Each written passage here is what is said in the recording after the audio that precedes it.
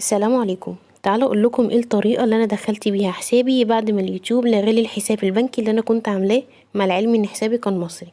فسواء حسابك مصري او دولاري تقدري تتبعي الخطوات دي، ولكن لو حسابك دولاري لازم تعملي حساب مصري طبعا. في الاول في البدايه دخلت على ادسنس بالطريقه العاديه خالص، وبعد كده عملنا تسجيل دخول، فهو تلقائي بيدخلك على الحساب بتاعك. بعد كده بنبدأ ان احنا ندخل على الدفعات. بصوا اهو، عندي هنا 0. لو انا قلبته دولاري هلاقي الرصيد بتاعي عادي، ولكن عشان هنا بالمصري واحنا ما عندناش بالمصري فهو 0، فما نقلقش من الصفر ده خالص. فدخلت على معلومات الدفع. من معلومات الدفع اروح دايسة على كلمة اضافة طرق دفع، هضغط عليها.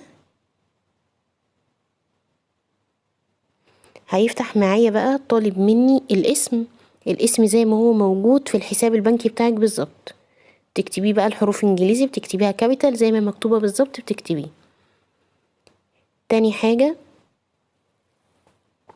بيطلبها مننا وهي الايبان ده برضو بتكوني جايباه من البنك دوت، بيكون فيه حرفين انجليزي والباقي ارقام، فبرضو بتكوني جايباه من البنك. واخر حاجة بقى بيطلبها منك وهي بتكون السويفت كود، وده برضو بتكوني جايباه من البنك. اهم شيء ان البيانات اللي انت هتدخليها لازم تكوني متأكدة ان انت او انت بتدخلوا البيانات صح.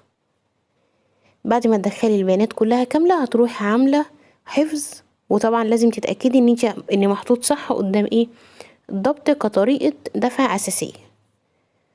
خلاص بعد بقى ما دخلنا البيانات كلها كاملة، طبعا انا بصور معاكم الفيديو ده بعد ما عملت اساسا الحساب وتأكدت يعني ان هو مظبوط. فبعد كده فجوجل بيبدأ يقولك ان هو هيبعتلك فلوس اقل من جنيه على حسابك البنكي، وطبعا انتي لازم تقوليله كام علشان يتأكد ان انتي عامله له الحساب ده مظبوط. فبتدوسي بعد كده على تحقق. طبعا لو الرصيد جالك بتكتبهوله، لو ما جاش بتنتظر عادي. بس هنا هو بيقولك دخليلي بقى المبلغ اللي انا قلتلك عليه. يعني هنا بيقولك انا بعتلك رقم، اكتبيلي الرقم ده كام بالظبط. طبعا بتعرفيه من خلال الابليكيشن البنك، بتدخلي عليه وبتشوفي هو بعتلك رصيد كام، بتكتبي له هنا الرصيد وبعد كده بتقولي له تحقق، وبس كده خلاص بيكون ان شاء الله الحساب بتاعك اتعمل.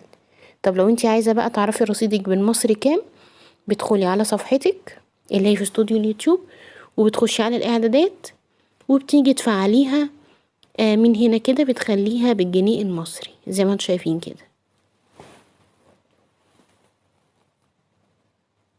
بس كده. لو